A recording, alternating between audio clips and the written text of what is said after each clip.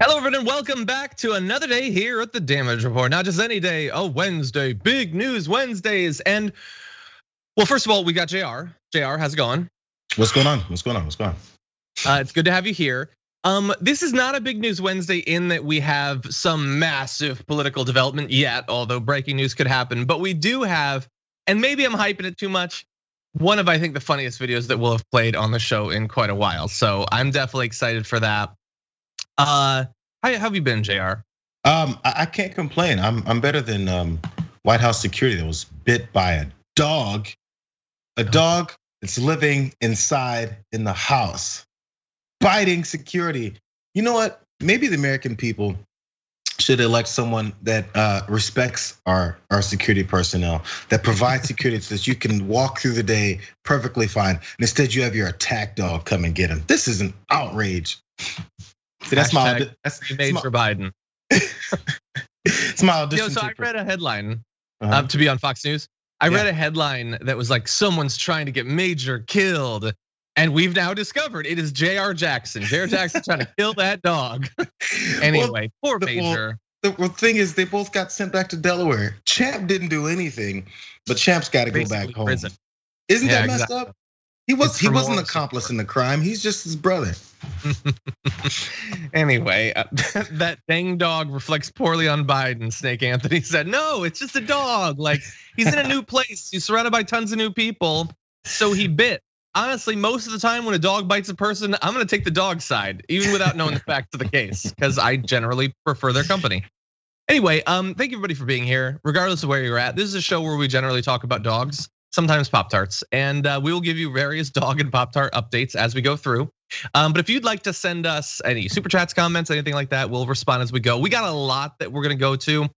As Cenk would have once said, we got a lot of big ones, we got a lot of little ones. We even have, Jayar, sports news. We're gonna be talking about one of those sports boys. Yeah. And he done something wrong. Man. Okay, well, we'll talk about it more. You'll be shocked to find out I didn't know anything about this person or probably even the team, so or the sport. So anyway, but with that, why don't we jump into this thing? Let's do it. Any day now, Joe Biden is going to sign the COVID aid bill, and then all of the good things that are in that bill will start to flow out. Not the good things that they took out, but that's a fight for another day. But survival checks will be going out once again. And notably, Biden is making a choice that's a little bit different in regards to them than Donald Trump did, and he's being criticized for it. But first, here is that decision. Well, we are doing everything in our power to expedite the payments and not delay them, which is why the president's name will not appear on the memo line of this round of stimulus checks. The checks will be signed by a career official at the Bureau of Fiscal Service. This is not about him. This is about the American people getting relief, almost 160 million of them. So he did not want his name to appear on the checks? He didn't think that was a priority or a necessary step. His focus was on getting them out as quickly as possible. Okay, so now look, we were obviously very critical of Trump for needlessly adding his name to it, but he did. And so now with Joe Biden not doing it, I'm not naming names, but Jayar, I've been on Twitter and I've seen a lot of people criticizing him for that choice. What do you think? For not putting his name on it. For not putting his name on it. I mean, I'm trying to figure out which people would criticize him over it, honestly. Like people on the left I've seen are criticizing him. Oh, okay, fine. Not just people on the left, but including people. That was surprising to me. There's always someone that's going to be an opponent to him that's going to say it. So I don't know. I'm honestly, the way that many people got it was a direct deposit anyway, right? And you're not actually getting a check with someone's name written at the bottom of it. Number one. So this whole ordeal of whether or not you put someone's name on a check on it, even when Trump was doing it, I just don't understand, because then what does that make someone do later? I know what it's supposed to think. People are supposed to do later after they see your name at the bottom of a check. Oh, I'll vote for that guy again, because look, there's his name at the bottom. Not that I had no idea this guy was the president at the time that something got passed, and then I received this check, and now I'm supposed to connect the two when I couldn't connect it before because my brain just doesn't work. You have to understand who you think you're talking to, and if those people go through that full thought process to come to that conclusion, you probably didn't have to go through all this trouble to get them there, because they're gonna forget 2 days later if they had no idea that you were the president when we signed this thing into law, and then they got the checks. So that part. And number two, why do we care if Biden does it then? Even if he doesn't do it, I still don't care. So let me, but you'll get a chance. But what it seems like the argument that is being made is the Democrats, in this case Biden, have a chance to let people know that they delivered, and they're choosing not to. And so strategically, it's a bad idea. And you alluded to that, but yeah. It comes from the fact that it happened while he's in office. Again, whoever does not know who's in office, and I'm sure there's plenty of Americans who have no idea who the president is, because that happens every cycle. They'll do those back when Jay Leno was around. They do those, jaywalking segments where they ask people very obvious questions and they have no idea what it is. That still exists. They'd be like, "Who's the vice president?" And they go, "Dan Quayle." So so it's always been the thing. So whoever those folks are, you're not gonna have this big voting block turn out larger in your reelection campaign because you put your name at the bottom of the checks at the very beginning of your term when everyone knew what was happening. So I don't know. It's so frustrating. But if you keep treating Americans like they're dumb, which many of them are. It's a self-fulfilling prophecy. It's like you don't want to get them to come out from any kind of clear thinking, but you keep thinking that they're supposed to go this route. I'm tired. What about a compromise, Jayar? Compromise. No Joe Biden signature, Major Biden paw print. Wait, okay. Major Biden, first off, bite mark. Let's keep it real. Just tears part of the envelope off on every one of them. He's a menace. He needs to be stopped. I feel like you're not critical of it, but it sounds like you think maybe he should have put his name on. No, I don't actually. I do think the Democrats need to be way better at making sure that people know they're delivering for them. Yeah. But the part of that I think they need to be better at is not signatures, it's more delivering. Like, sure, a signature would be great. An executive order that cancels student loan debt would be better. Maybe we can go for that. He could put his name on that. Wait, would be better. And again, people know who the president is, or enough people know. They're already gonna give you credit. And by the way, look, one thing I kind of like being consistent. I didn't like it when Trump did it, so I kind of feel like I shouldn't like it when Biden didn't. And also, I feel like this isn't noted enough. It's not Biden's money. Totally. It's not like Grandpa Biden's cutting a check for birthday. No, it's our money. It's weird enough that someone from the Treasury Department, my name should be on the check, and your name should be on the check. It's your money. But anyway, no, it's not his. And sure, he's the president that's signing it. Would any other Democrat veto it? He is basically not in any way important to this process. Arguably, he helped them backtrack from their heavier check commitment earlier. And he's been kind of negative in this entire process. So I don't even know how much credit he actually deserves over and above the Democrats. Yeah, and by the way, if you want anyone to connect Democrats to this relief bill, Republicans are doing it consistently already anyway. They're just doing it with demonizing terms. Can you believe that? Well, first off, lying about half of it. What's included in this bill, which was included in previous bills when Trump was signing it? The scare tactics, since they opposed it, 100% of Republicans opposed it in the Senate.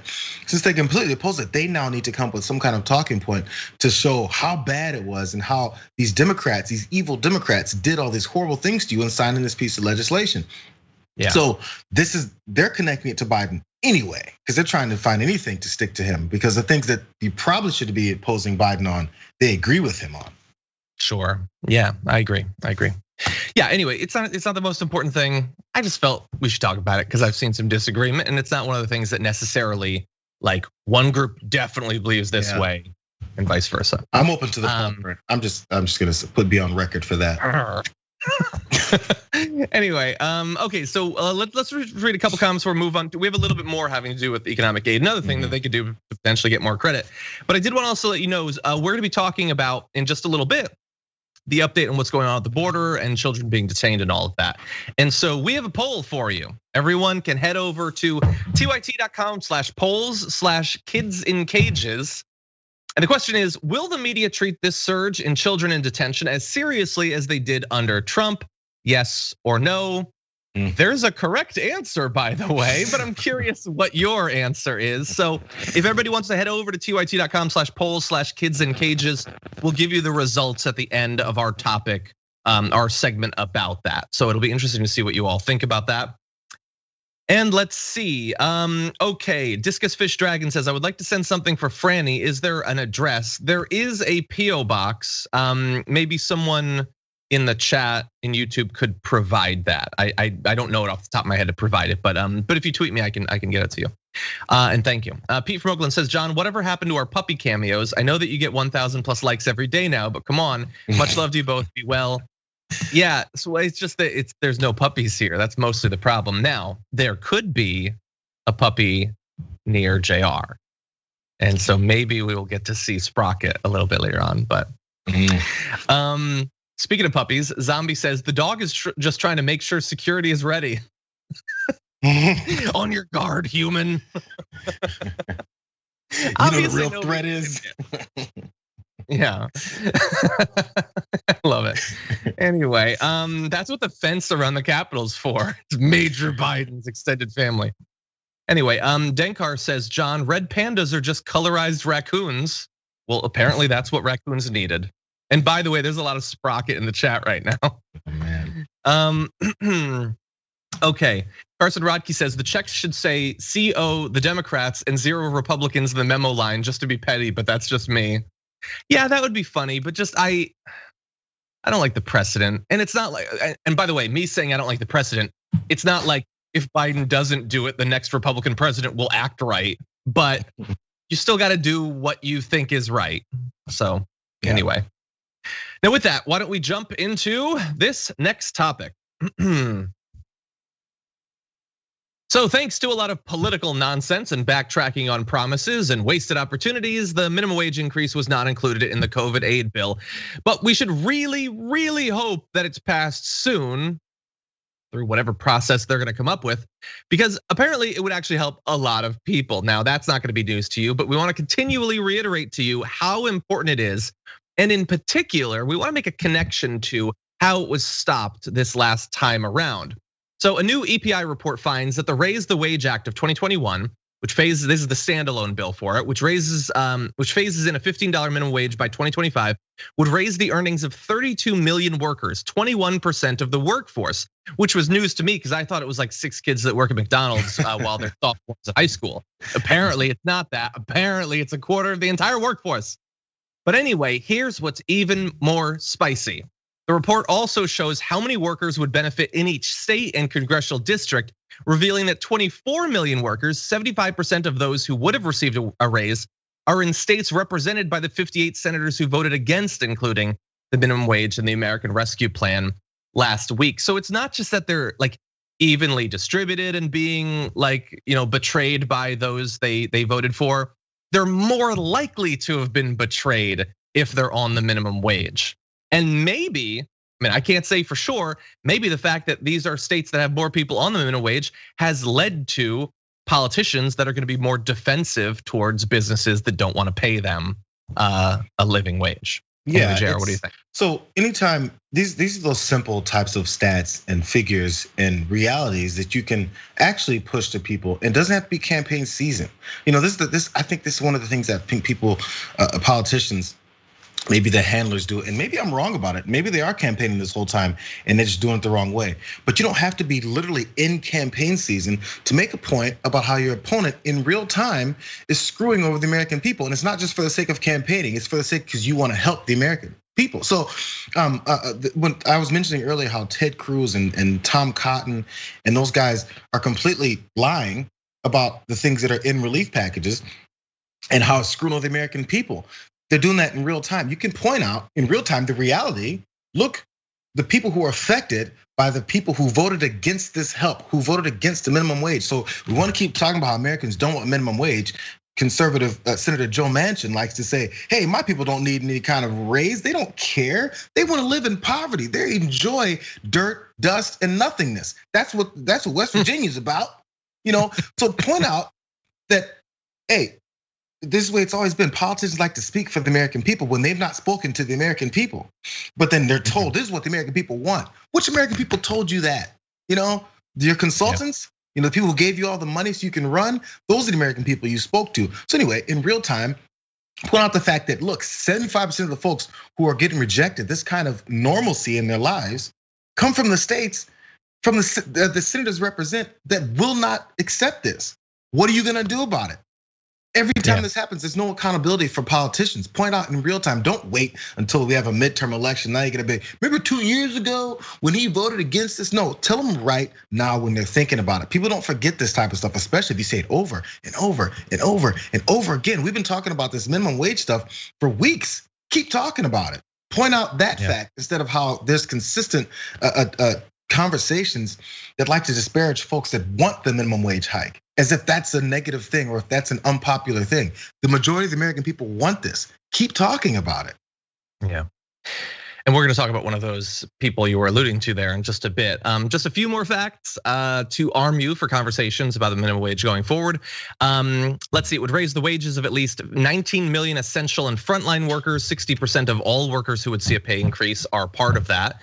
Increased pay for nearly 1 in 3 black workers and 1 in 4 Hispanic workers, compared with about 1 in 5 white workers. Hey, what do you know? The Republicans aren't that interested in it. I wonder why.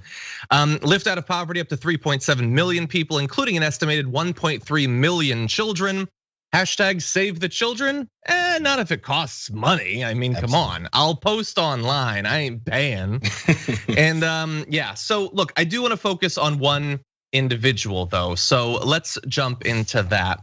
Kyrsten Sinema was but one of those senators who voted to stop the minimum wage from being raised, but she did choose, and it was very much a conscious choice, to sort of burn herself into our memories of that, thanks to this performance.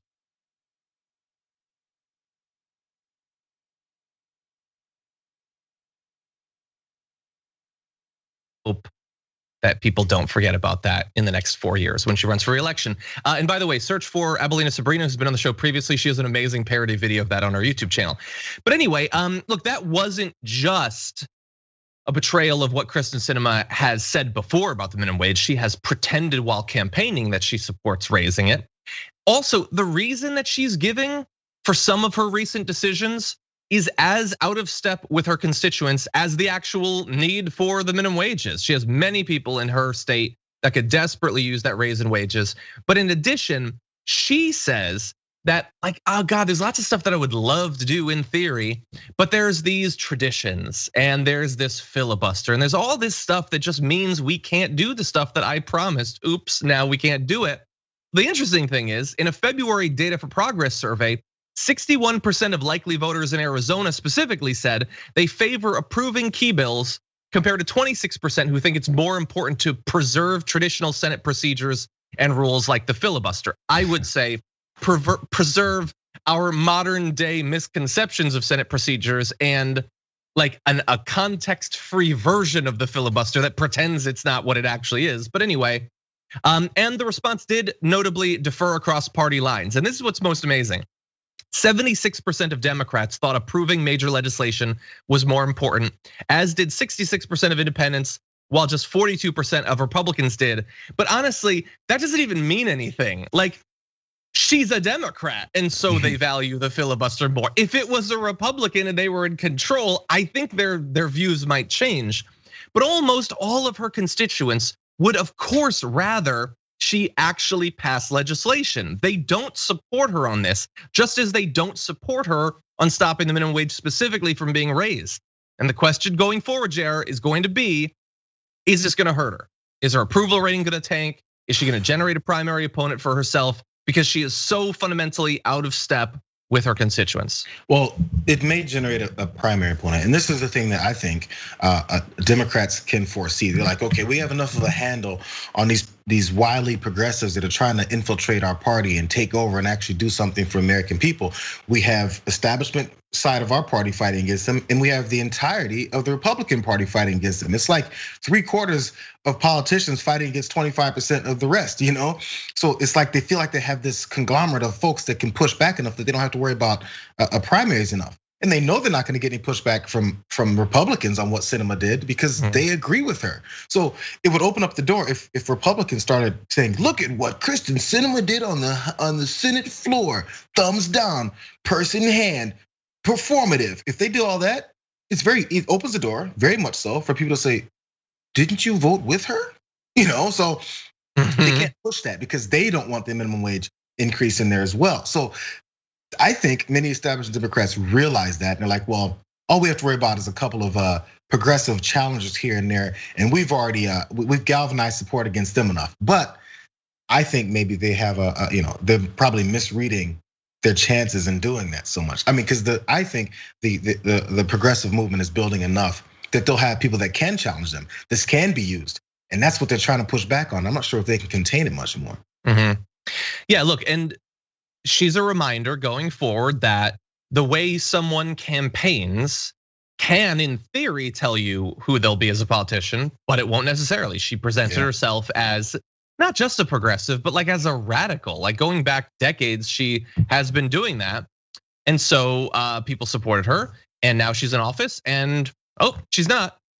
So we can change our evaluation and we can stop supporting her. And in fact, we can find someone who is actually going to do what they say, and we can get rid of her. That is the only rational stance. You get in all these people who run as progressives, and then you watch them. And if they don't make good on their promises, you get rid of them. That's rational. Evaluate and challenge them if it's merited. There's sort of like a fake version of it where you pretend that's what you're doing, but you're really doing it because they won't come on your show. And to demonstrate the difference between those two things, AOC still rocks policy-wise, but won't come on my show. Hey, what do you know? Still support her. So it's not that difficult in practice, actually. Anyway, it's a lot of work because there's a good number of them and there's a lot of votes. We have to take a lot of information, but Kristen Sinema has made our job a little bit easier because in addition to voting against the minimum wage, she also did it in a way that is so fundamentally insulting that I don't think people are gonna forget anytime soon. Yeah, I'm trying to find the reasons for her motivations for doing it that way. Because again, as many people maybe know by now, I watch C-SPAN like it's Sports Center.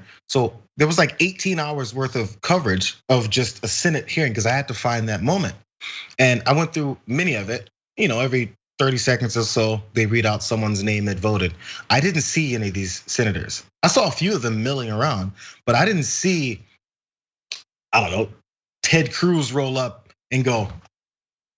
Yeah. He didn't have to. They just went, Senator Cruz, no. And you didn't see him, So this was purposeful. This was a way to do something to point it out. And also, as we pointed out yesterday on the main show, TYT, before she got to that point, she's tried to nudge Mitch McConnell and say, hey, look what I'm about to do. Yep. Now, that's speculation about what she said to him. She could have said, good morning, how was the orange juice? I saw you in the cafe, but we don't know. We do know she wanted his attention just before she did that, which he didn't give her any of because it's still Mitch McConnell. He's like, yeah, thank you I use you and I ignore you afterwards.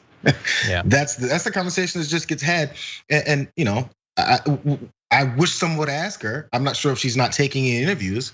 So what was the plan there? Why did you do it that way? Because she did it for a reason. I don't know why. She wants attention, give it to her. I don't know. Anyway. Hopefully in 4 years, many people will go into the ballot and give her a meh.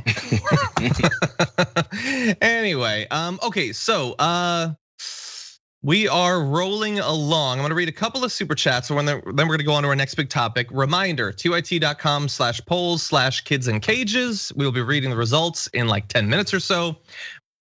But first, 00 says, have you ever put butter on a Pop-Tart? It's so freaking good. Have you ever put butter on a Pop-Tart? If you haven't, then I think you should. And yes, I get the reference. There was a period, Jayar, I don't know if you remember this. Anna was obsessed with that song for a little while. Do you remember that? It might be the only reason that I know that reference. She at a period was really into Family Guy. Anyway, okay, let's see. Okay, Moes says, just got my first shot and in Florida, no less. Jackson Healthcare doing great work. John and Jayar are good for Wednesdays. Thank you. We want to do Wednesdays right. Lawrence Wells says, what happened in Nevada reminds me of the Kardashians stripping down Deep Space Nine before handing over. But so long as the progressives have their own Cisco and co, they will be more than fine. Talking there about the party being taken over by DSA-backed politicians, and then they transfer all the money out. They all quit and all of that. So that's cool. But the important thing is that it's now in control of people who ideally will be better. But if they're not, we'll be watching. Anyway, not so Elder Silver Dragon says, hey, don't know if you've already answered this, but I'm confused about the relief bill. Is it $1,400 per family member or $1,400 plus $600 per kid? And what's the child tax credit between Red Panda rules? Oh, by the way, Red Panda rules. Yeah, so we've done a video about the child tax credit. In terms of the relief bill. I don't remember exactly for kids what it works out to. But all of that information, I mean, we went over some of it yesterday. I don't remember if we went into that specifically. So apologies, I can't answer that specifically, but it should be available in some explainers online in text form. Let's see, Tina says, Cinema is my senator. Where do I send you the reply from Cinema I received regarding the filibuster? Well, that's spicy. Could you tweet it at us? I'd like to see that. YT Prenude says, doing theatrics with a surname pronounced Cinema. That's a good point, actually. I hadn't thought of that previously.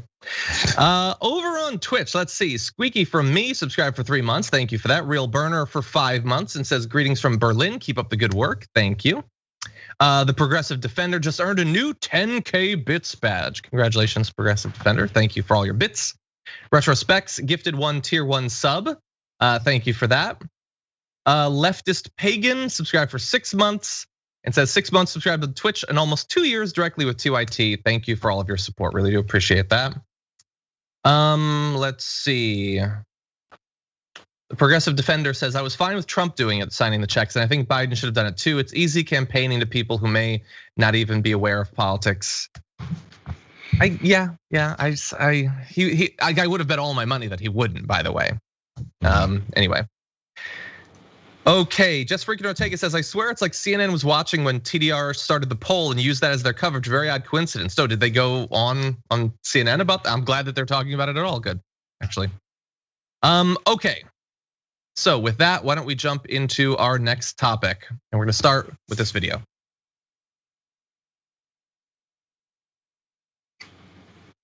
A record number of migrant children are in Border Patrol custody, and shelter beds are scarce, raising fears of a new crisis at the border.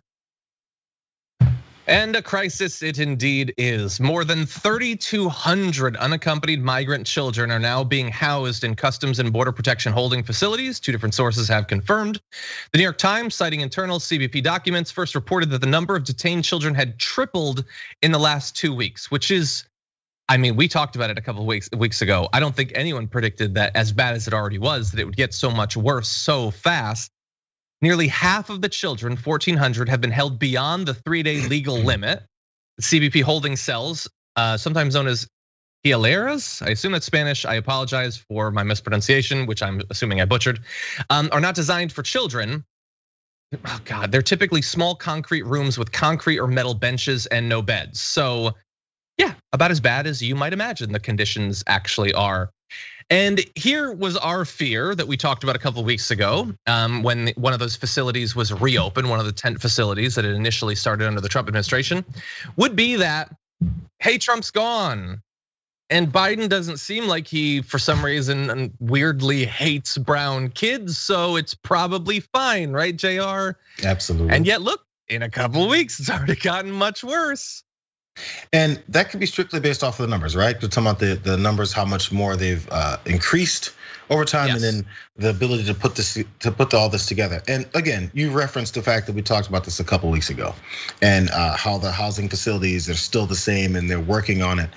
And my point then was, show us evidence of you progressing on this, because maybe you were in a bad spot to start from, because we know who you were handed the keys from, who handed you the keys to the administration and the things they were doing before that. So just show us that you're working towards this as quickly as possible, because these are humans.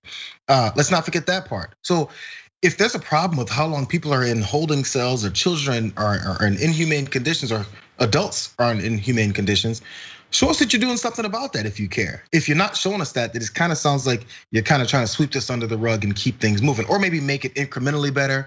It's only gonna be like 25% better. At least they have this kind of bed rather than that kind of hard bed, so it's a kind of semi-hard bed. It does. There needs, and I'm glad that there's still people that are reporting on this. Some about the way this could be going, because we need to see proof of this change. And maybe they're expecting everyone that voted for them to just say, oh yeah, sure, yeah, it's Biden. Everything's gonna be great, without actually paying attention anymore. Yeah, and like we said the first time, I do believe that in general terms, I don't think that Biden is gonna institute a policy, the intent of which is to cause so much human suffering that people thousands of miles away will be so terrified that they'll stay in a place where they could be murdered at any moment rather than come here. But that doesn't mean that a ton of human suffering won't result or isn't already happening now, especially when, and I feel it's important to remind people of this, it isn't going to be Joe Biden who's in these rooms dealing with these kids. It's gonna be ICE and CBP people who have done horrible things over the past few years. And sure, the president's different, but those individuals who are gonna be putting all of the policies into practice are just as predisposed to harassment, physical abuse, sexual abuse, literal cases of rape. Those sorts of things happen not because Trump himself went to the border and did it, but because you have a sick system with a ton of sick people in it. That system's still there. Those people are still there. And so when I hear things like this video we're about to show you, I get a little bit worried. So what are the conditions actually like? Well, we have some general details, but we don't have a ton of like on the ground footage because as of right now, we can't yet. So that seems like a problem. And here is the press secretary addressing those concerns. Why so few details on this release? This doesn't seem to be in the transparency of, in the spirit of transparency that Secretary Mayorkas promised here at this platform. There were no cameras, there were no press. Julissa answered very few details about what they saw on that visit. Well, first, the president, as she conveyed, asked them to go because he really wanted to get a full assessment from senior members of his policy team about what they were seeing on the ground based on meetings, based on conversations with officials from HHS, officials who were running these facilities about what their challenges are, what improvements could be made. And as she noted, they also spoke with children. They'll have, as is a normal part of any internal policy process, they'll have a briefing with him in the coming days. We do look forward to, he's committed to, we are all committed to allowing cameras into these facilities, but we want to figure out the best way to do that, protecting the privacy of the kids in a way that's secure and safe, and certainly that's something we look to do in the future. So look, do the privacy rights of the kids matter? Of course they do. Is it sort of a convenient way to buy yourself a couple of weeks? Seems like it. And when any government politician's like, oh no, I would like totally love for you to be able to see what's going on there, but like, there's something else that you should be more worried about. We'll get back to it at some point. Like we always say, Biden's not in fact my grandfather. She is not my aunt. I'm not predisposed to believe them. Like they're still government officials. And so when it's the welfare of kids that's at risk, I'm not interested in their little evasions or their little delays. I wanna know what's going on, and I wanna know that it's probably pretty horrible, and that would then put pressure on them to make it better as quickly as possible. I'm sure they will say, what could we do? Lots of kids started coming across. And apparently, according to the numbers, that is true. The numbers have spiked. But you're supposed to be better than Stephen Miller and Trump. You have the entire apparatus of the US government. You can figure something out other than tents. I could have figured out tents. You could figure out something better. Get Pete Buttigieg. I hear he's awesome. Maybe he can come up with something. Well, he's in administration now. So maybe I'm a bad politician. Maybe I'm a bad political advisor. Maybe that's why I don't have these types of jobs. But I think it's pretty easy to, if people want to see the insides of these places and they're horrible, I know it could look bad politically, but you just got into office. So you can admit even before cameras come in, yeah, the situations are horrible at these facilities. We're working to fix that. It can't be an overnight solution if that's what's happening. But you can't say that if you're not doing that, because people will circle back and say, okay, it's been 3 months now. What's going on in these facilities? And if it's still the same, now we have a problem that you're just not doing anything about. So if it's a problem now, it's easy to say, hey, there's a problem. We're gonna change this. Look at how horrible it is. It's okay, yes, you got elected and you're in office and you can say things are bad. This is one of those politician lines that as soon as you're in office, as soon as you have any kind of support, you have to act like everything is just great. Well, why did you run then if everything is great after 2 months? Everything can't be great after 2 months. Just pitch a little bit of reality instead of this whole, I'm Superman, politician man. I'm in office now, everything is great. It kind of works because regular citizens believe that for some reason. Somebody crosses into the White House doors and then suddenly everything changes. No, they have to do something to change this stuff. So then make them do it, watch them do it, monitor their progress, and report back. But who knows if that'll happen, because we just buy into people saying, well, someone else is in office, everything must be great now. exactly. That's my fear. And this is one of the most obvious examples, but in others perhaps as well. So just curious what the audience thinks about this. We put out a poll. Will the media treat this surge in children's detention as seriously as they did under Trump, which is available at tyt.com/poll/kids-in-cages. Do we have the ability to put up the results right now? Let's see what people think. We do not.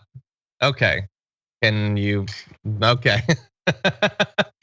So how am I supposed to present this? After? At the end, afterwards. I thought we were gonna do it now. Yeah, okay. I guess we'll wait and then we'll put it in. All you guys that voted have to wait around. Listen to the good stories. You do. Exactly. Okay, so I guess we'll go back to that another time. Anyway, with that then, why don't we jump into another topic? Do we have that? No. The next topic, which is the D block, and we're actually doing it weird. Anyway, let's jump into the next one. I'll be hosting the damage report tomorrow because his producers are going to kill John tonight. They're gonna you're just gonna see I'm gonna be dead in my bed, and there's gonna be a very bloody Major Biden on my corpse. They're gonna have shipped him. Anyway, let's jump to the next topic then. Yesterday, the media world suffered a number of losses, and no, I am not talking about Piers Morgan quitting his TV program. That got talked about quite a lot. He apparently, God, look at this. Can we put up the screenshot so you can see this picture that they went with for his face? Oops, I did it. Anyway, he said a bunch of terrible things, and so he got some pushback, so he stormed off of the show and then quit, and all of this was totally authentic and organic. It was just a person doing honest stuff. No, he has another job lined up, and so he did this to then claim that he was canceled or whatever. That is literally the only move that anyone has. You do this, you claim that you were canceled when you voluntarily quit, so that you can go work for the new version of Fox News that they're gonna have in the UK, or to start a Substack. That's literally the only move that anyone in media has these days.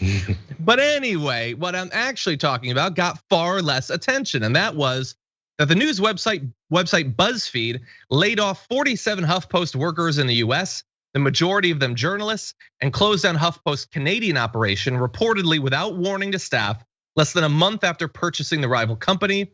These cuts amount to 30% of Huffpost's US-based journalists at a time when most news outlets across the country are shrinking or facing closure. This received an obviously negative reaction from the Huffpost union, which said we never got a fair shot to prove our worth. And in fact, the Canadian division, according to what I had read, had unionized 2 weeks ago. Now, apparently they were planning on doing a bunch of firing, so it seems a little bit less clearly we're firing to kill the union, but they did still do that. Now, bear in mind, BuzzFeed also slashed its own news division back in 2019, firing 43 journalists at that point. And what makes it maybe even a little bit more insulting, again, like with Kristen Sinema, the insult is the substance. The way it was done, though, can still be a little bit worse. According to journalist Laura Bassett, Huffpost employees, after a year of working through a pandemic that isn't over, were invited to a meeting today with the password "Spring is here," where they were told 47 of them would be laid off. They would only know if they still had a job if they didn't receive an email by 1. Which every part of that is the worst way that you could do this. Spring is here, ice cream and puppies. And by the way, a bunch of you got fired. Wait, you wanna know which ones? You'll figure it out eventually. Just frantically hit refresh on your mail for the next 4 hours to find out. That is so insulting, Jayar. In addition to the fact that there's a lot of people losing their jobs. It takes so much energy and effort, and we don't know the behind the scenes reasons why they went with this approach, but the way it looks is pretty bad. It looks like it took some time to figure out a nice game show way of telling people how they're gonna lose their jobs. Some of them are gonna lose their jobs. It's like, who wants to, what's the show with or there's something behind door number 1. It's like a reveal game show. It's like, just dig into the grab bag, see if your name doesn't come out. If it doesn't come out, you still have a job. Like, it takes effort and it takes a process to make sure people don't, unless they're still deciding, for people to really know whether or not you made the decision to fire them or not, or to lay them off, whatever it is you're calling it. So again, I feel like things could be so much simpler if you just take a normal approach, like you're talking to humans that have lives and money situations they have to deal with. at least talk to them in a way that it's not like, okay, you guys, spring is here. That sounds nice and positive. Sign into the meeting so you can find out some devastating news for some of you. Now go home and just drink and not even know then. To not even know then. And it's still in a pandemic that they've been working under incredibly difficult situations. By the way, with Huffpost Canada, they had a different terrible way of finding out. Before they were told, the website said this: it's no longer publishing content. They hadn't known yet at that point, and then all of a sudden the site's down. It's just awful. Like, losing your job is the terrible thing, but worrying about how it's gonna be done. I remember, this is so ridiculous, but I remember, so I'm like the only person early in the day that's ever at the studio now. And one day I got here and I used my key fob and it didn't let me in. And for a brief second I was like, oh no, is this how they tell me I can't get into the building? It turned out it wasn't that, thankfully. But anyway, and look, we in reality disagree, but there's people in the chat that are saying this is BuzzFeed, HuffPost, they're not real journalists. We will have to agree to disagree. Yes, do both of those sites do fluffy stuff as well? Yes, these are journalists. They work on politics and news and the economy and business and tech and all those things. A lot of these are very good, serious journalists who now have lost their jobs. If we could show a little bit of empathy, that would be consistent with our ideology. Thank you. Well, I mean, just even in general, I mean, every site, I don't read or love every aspect of it, but I mean, I don't think that means they should not have a job. I'm sure someone reads and watches some of the things and enjoys it. Even, if I don't, it's not like I want people to not have a job because I disagree with the way that they write or what they write about necessarily.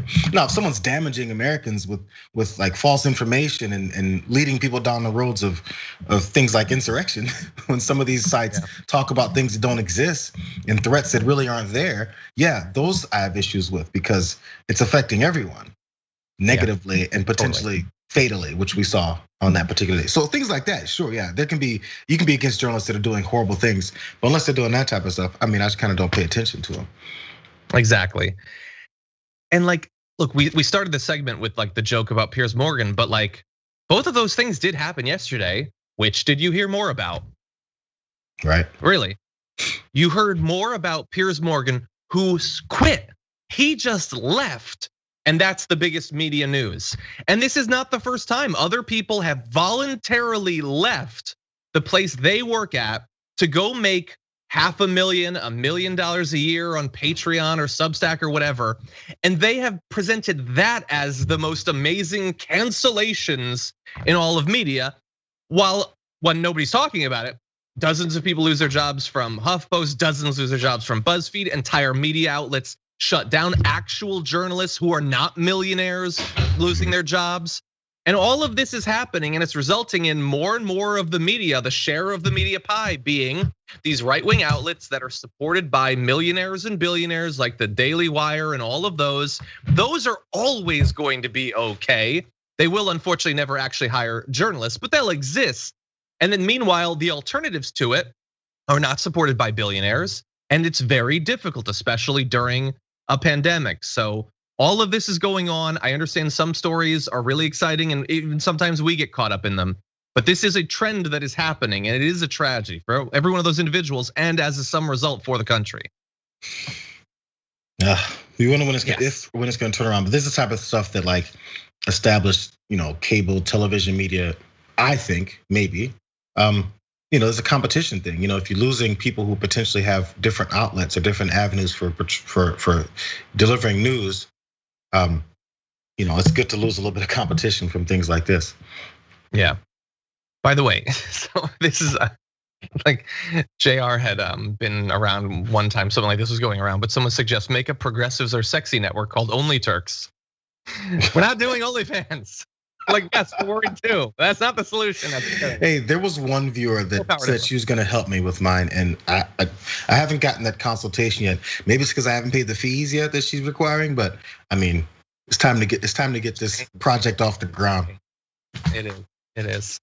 Okay, let's read a few comments from the audience, then we jump back into the news. Franklin Sharpslicer says, happy hump day, John and Jayar. Crunchy Frog got her shot and so did I. I think they embedded Dorito, I won't lie. Step 2 is done and I'm back here having fun. 8 inches of snow we had in TDR, not bad. Well, glad that both of you were able to get your shots. Hoping everyone will soon. Quinton says, angry Tim Ryan was the perfect contrast to Cinema's callous thumbs down. Also, of course, Marjorie Greene is trying to adjourn today's session already. Damn you, John, for making me pay attention. Yes, we almost talked about the Marjorie Greene thing again, but I need a break from her. Tim Ryan's video was good. We almost included it. Perfectly fine. I also, by the way, another thing that I wanted to play, Jayar. Did you see the Lauren Boebert ad? Oh yeah, the one where she's walking along the fence. That one. And then, yeah, it's just so cringy. Like, man, when someone is doing something that's made to make them seem really cool and it doesn't, it's like the worst thing ever. And then it ends with her talking about Nancy Pelosi and a shotgun being fired. Yeah. Oddly, and that's actually I would have overlooked that part if everyone wasn't talking about the gunshots part. It sounds like a sign-off thing for her. So not that it's not problematic, but she puts it sounds or it seems, because I don't pay enough attention to her, that she puts that at the end of everything she does. That sounds like a sign-off thing. You know, people have like I'm so-and-so and I approve this message. That sounds like a slap at the end of everything. That's a different, really weird issue then, that would be your sign-off. Yeah, well, definitely. Anyway. It's a different issue. And people are saying, is she saying shoot Nancy Pelosi? She's probably saying shoot everybody, because it's at the end of everything that she does. It's true, yeah. Shoot whoever I'm talking about. Anyway, the demonstratively Dougie Dragon says, love from Vegas, baby. How about our party unity? At least we have a chance for some hope and change, talking about what happened in Nevada, by the way. Thank you for that, appreciate it. Jay Bay says, postal workers in Oregon have been moved to dead last for vaccines. We have worked every day during this pandemic. Can I claim Dungeon & Dragon? You may. And yeah, that's terrible. Like, again, we spent like the first 2 months of the pandemic, everybody producing ads like, oh, the essential workers, they're heroes. Screw them. We got past that bit. Now screw them. I don't want to pay anything. Or pay them. Okay. Don't pay them. Finally, don't let them get the vaccine. It's anyway. Yes. Totally. Lisa Pion says, meet me when the sun is in the western skies. The fighting must begin before another someone dies. Crossbows in the firelight, green sleeves waving, madmen raving through the shattered night. Rainbow. I am assuming those are song lyrics and thus lost on me, but thank you for the super chat. It was interesting and very poetic. Okay, with that, we have a couple more things that I'm really hoping we'll be able to get to in the little time that we have. So let's roll right into this. Around the country, Republicans are successfully cutting back on voting rights in states like Iowa and Georgia, as we've covered. Meanwhile, in Congress, they've passed H.R. 1, a bill designed exclusively to make it easier for people to vote. Now, hopefully the Republicans will be good negotiating partners in this and be reasonable. No, they're not. Here's Mike Lee. Here's how he has presented that piece of legislation. Everything about this bill is rotten to the core. This is a bill as if written and held by the devil himself. This takes all sorts of decisions that the federal government really has no business making.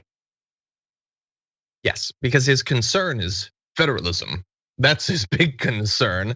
When the federal government does it instead of the states, it's not that he doesn't want voting, but that is enough to make it as if Asmodeus, the skull crusher himself, has drafted it.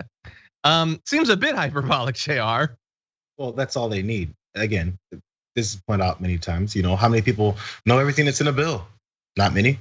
Many people who vote on the bills don't know what's in bills. So all you have to do is go on TV and then say that Satan wrote a bill, and then you have a certain percentage of people that'll go, "That's right, Satan grabbed a pitchfork and signed that bill himself." You know, I don't know.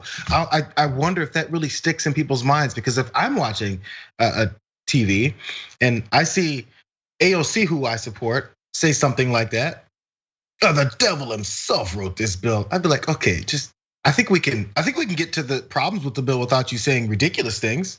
Yeah. Alexandria. So anyway, but it works on some people. I don't really understand how that's a tool that gets people on your side. It just doesn't work for me. So maybe I'm just a weird person. But how about what's in it? How about what it does? How about what you're against? Instead, Beelzebub wrote the bill. And did you know that then who's the Cain and Abel? Who's the bad guy? Cain.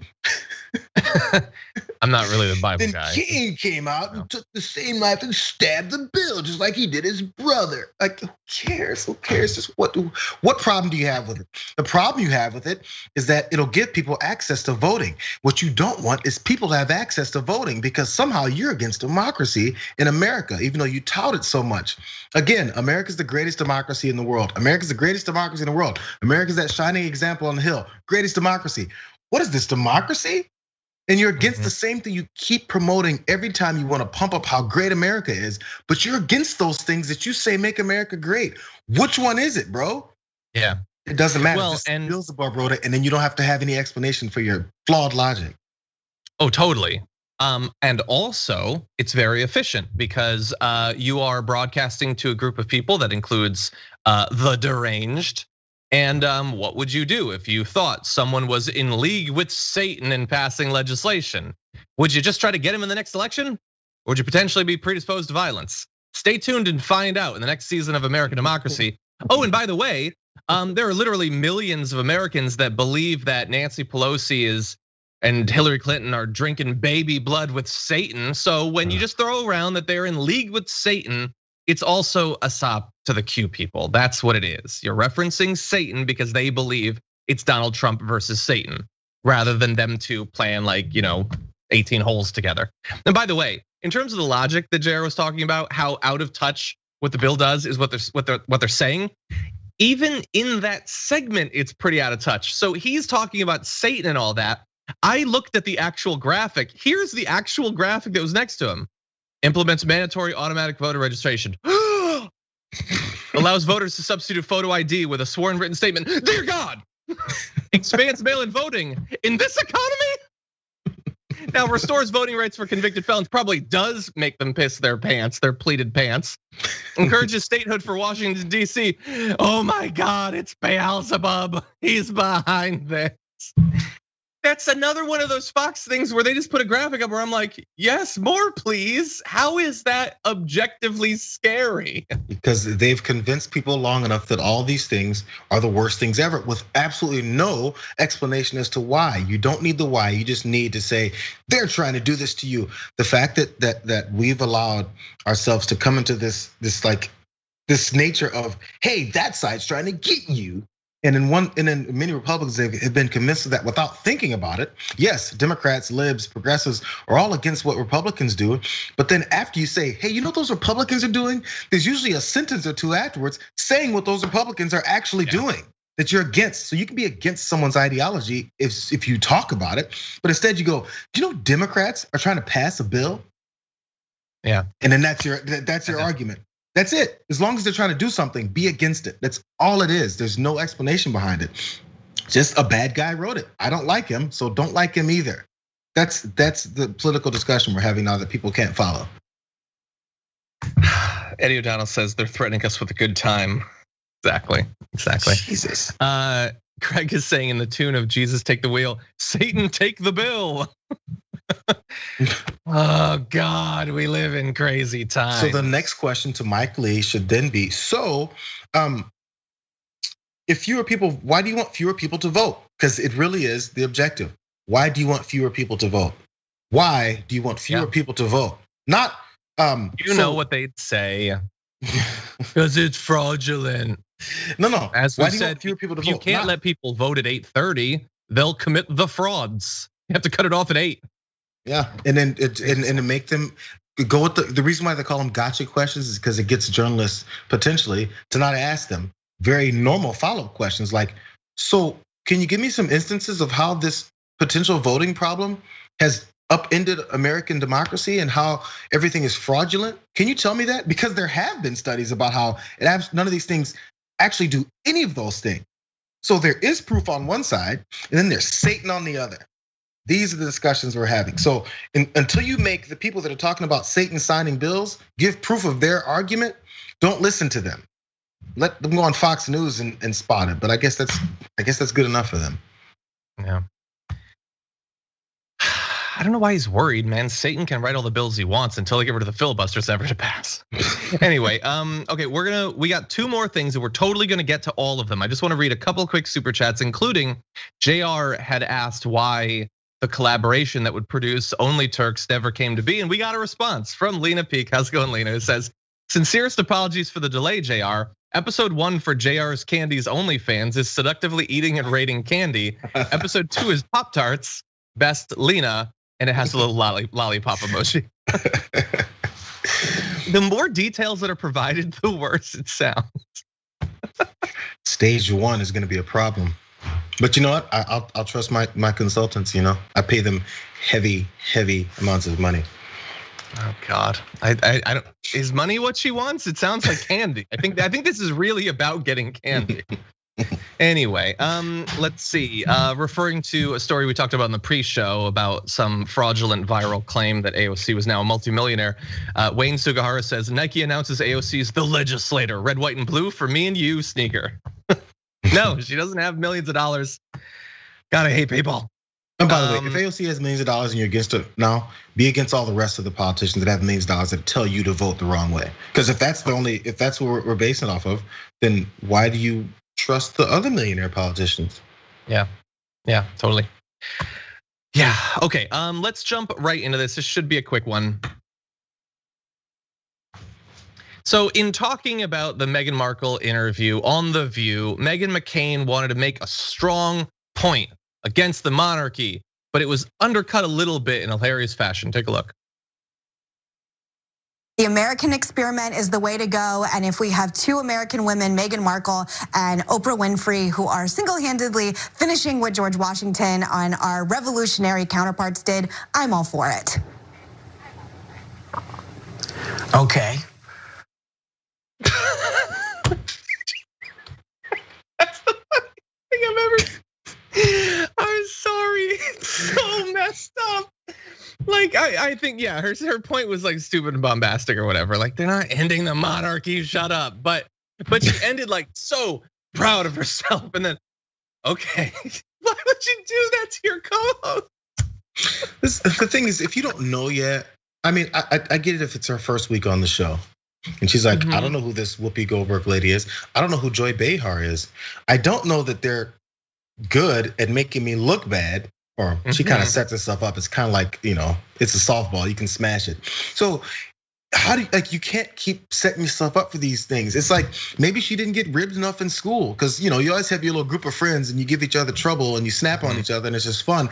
But eventually you gotta start figuring a way to not set yourself up. Maybe that was just me growing up. I got trash talking family and friends to the point where you're like, I can't set myself up for this one. She doesn't have the mindset to not set herself up. It's just too easy. It's like, okay, so you're trying to make a point, but you're surrounded by folks who are ready to just knock it down. At least try to make it harder on them. This is way too easy. That's true. It was, and so that's why I don't have 100% sympathy for it, but I do have just a little bit because I feel like that reaction was so hilariously dismissive that I feel like you could put that after anything and it would make the person look bad. Like if you took out like Bill Pullman's inspirational speech in Independence Day and you end strong and then she's like, okay, he'd probably be like, you're right, let's not do it. I really should have edited something. Hey, there's gotta be some people who can do some editing. Tweet me some memes, that Whoopi thing. It doesn't matter what mic drop moment you have, Whoopi would have shut that down. Yeah, it's sad. But you know what? And it sounds like this, I don't know how long it's been happening. I don't watch The View regularly, but it seems like more and more on the air, they're willing to kind of make her look really bad with their responses to what she says. And which tells me, which we've heard about before, sometimes the behind the scenes stuff could be reaching such a point that they're like, we can't take working with this person anymore, but there's no way this is all gonna get broken up. So let's just have it out on the air because we're frustrated. I don't know, but it seems like it's reaching a pretty bad point to the point where something's got to change. Yeah, and there's more behind the scene, like some insiders were I don't care about that so much. Like they're gonna have a conservative, and by the way, they're gonna have more than one conservative because even out of this interaction, I prefer Whoopi, but Whoopi has attacked progressives like a ton herself. Yeah, but anyway, what was it Abby Huntsman who used to be on there because she was like moderate conservative, so she was easily get along. And I think part of Meghan McCain showing up is what ran her off too. I don't know, but I think that's what was rumored. Again, these are rumors. So just there's supposed to be this level of unease in morning shows, and this is uncomfortable. And every time they talk. Now imagine if I took that thing of Jayar ending right there with a perfectly good point and then put Whoopi after it. He'd look bad. Okay, we're gonna test that, by the way. Anyway, we have basically no time, but I want to really fast get to this because I feel like Jayar comes every week hoping for sports news, and so we're gonna have that. And by the way, I see in Twitch that they've modified the sprocket emote to have a bandana wrapped around his head, and it is adorable. It is adorable. Anyway, with that, let's jump into our last topic of the show.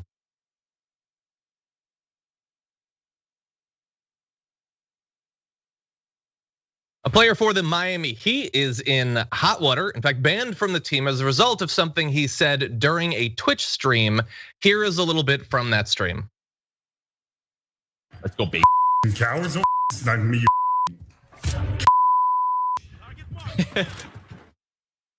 Okay, so that's not really decipherable as human speech once you bleep it out. But in addition to just the swears that were bleeped out, there was also an anti-Semitic slur that was used very aggressively and confidently by this is Meyers Leonard. Jayar, had you been familiar with this happening and the reaction from the team? No, I hadn't seen that this had happened because this is more of a Twitch stream. What was it? I don't know which games that these guys are playing. I think it was Call of Duty. Yeah, and if there's some kind of promotional thing for Meyers Leonard to show himself to the fans as this normal guy who plays video games, I don't know. But it's, I guess you get a glimpse into what maybe many athletes would just kind of say flippantly because let me find a way to insult someone with some feisty cuss words, and I didn't work out for him. So yeah, Meyers Leonard, I don't think has he doesn't get tons of like press for anything else. So this is probably a pretty bad thing for him to now be known for, other than just a big man for the Heat and generally seemed like a likable guy, which is probably why he did this in the first place. So I think maybe more organizations are going to rethink whether or not they're going to put guys in front of the camera to just go off the cuff. Yeah, I mean the issue is that a lot of these players are very young, and yeah, they might say stuff like that, trying to be cool or intimidating or whatever. Like, especially if you don't have a lot of experience controlling what you say online. Anyway, Leonard issued an apology yesterday, claimed that he didn't know what the slur meant when he said it.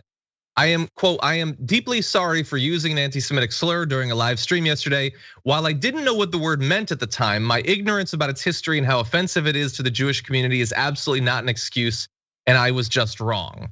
So look, I'm not gonna say what the slur was, but it seems like everyone should know that it's an anti-Semitic slur. Jayar, do you think that there is a chance that a young player like this might have heard it and didn't actually know what it meant, what the context was? That's always possible. But again, like he said, it's not an excuse. So which is why you shouldn't even have said that part. Because I don't think there's anything that's within people's approach to whether or not they're gonna get beyond this. Or whether or not, if you said, hey, so I said this word, I've said it before. I've used it somewhat regularly, and no one ever told me any different about it. So I mean, I was comfortable, and I need to rethink the way where I come from and the things that I say, because it's actually pretty ignorant to just say things that I don't know what they mean. Instead of, what, I didn't know what it meant, but it's no excuse, which is fine to a degree, because now it leaves us to then speculate: is this an excuse that he didn't know, or did he really know and now he's trying to get off the hook? Because in my opinion, it doesn't get him off the hook, so it's a pretty bad excuse, which leads me to believe that he didn't know, because it's not like it's a game-winning type of excuse. Oh, I didn't know. That doesn't make it any better. So I'm going to believe him, because honestly, it's not like it got him off the hook or anything. I might question.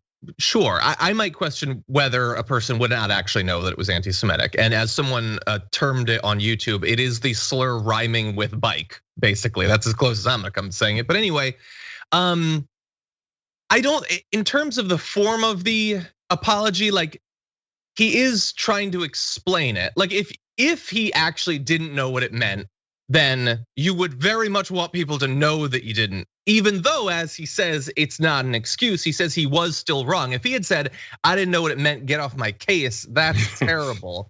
If he says, I didn't know what it meant, but it's still terrible, then I think that that's okay. Although we can still question whether it actually makes sense for him to say that he doesn't know it.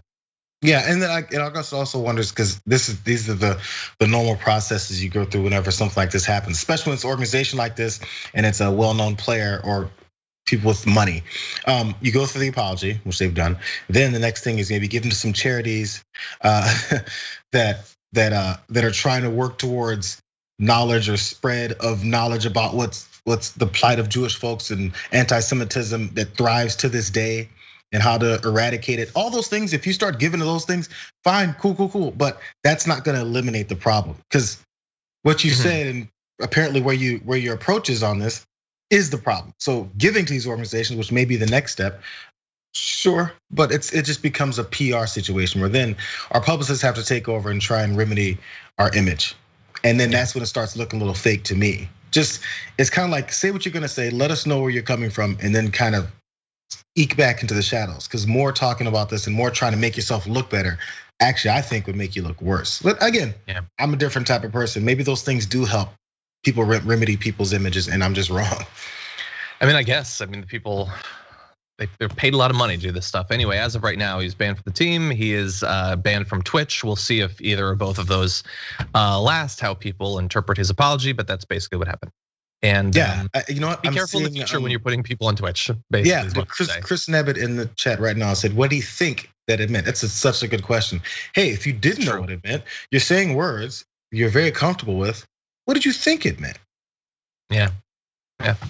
Well, Jayar, thank you so much for joining us for this sports hour on TDR. Always glad to cover the fields and the courts with you. But anyway, no, it's always good to have you here. Thank you as always.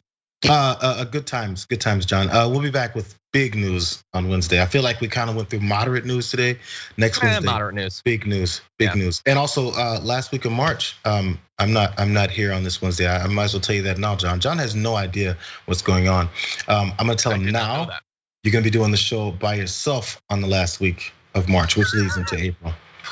Well, you can leave, but you can't tell me I can't. John, let's keep it real. Yeah. I've already branded #JR Wednesdays. It cannot be anything else. Imagine we do a full show and it's still his camera's on. He's not there, but we have the shot. Anyway, thank you, Jayar. Now go away. Anyway, and if Sprocket happens to come around, feel free to show him. Will do. Anyway, by the way, I wanted to give everyone a little bit of time for Sprocket to come. So I'm gonna let you know what happened with the poll. We have the actual results, right? We can go to that. So the question, will the media treat the surge in children in detention as seriously as they did under Trump? Well, I can't read that. Is that 87%? 87.25%? Damn, not a lot of people have faith in the media or the country, and I agree with you. Yeah, no, maybe it's so soon and so obvious that if they don't talk about it, it'll look really bad that some might, but I don't think they're gonna treat it with the seriousness. Now we have to see how serious it is, and that's why it'd be nice to have cameras there. But we will be keeping on it. We're gonna try to be consistent. Let's go back. We have one camera. Oh my God. I would let him maul my hand. He never knows which way to look. He's looking off that way because Sprocket. Hey buddy. Wifey what is. A good dog. There he is again. Come on, he could bite security and it'd be totally cool. It's like, why are we looking at this contraption? Where's the treat that you called me in here for? You're not getting it today, bro. He's so cute. Get out of here. Anyway, Jayar, thank you again. Talk to you soon. All right, see you guys. And thank you all. I'm gonna be going and doing an interview with Liz Winstead. And in addition to that, I'll also be joining Anna Kasparian for the first hour of the Young Turks a little bit later on today. So you can see me there. And until then, stay safe out there, stay sane out there. We'll see you soon.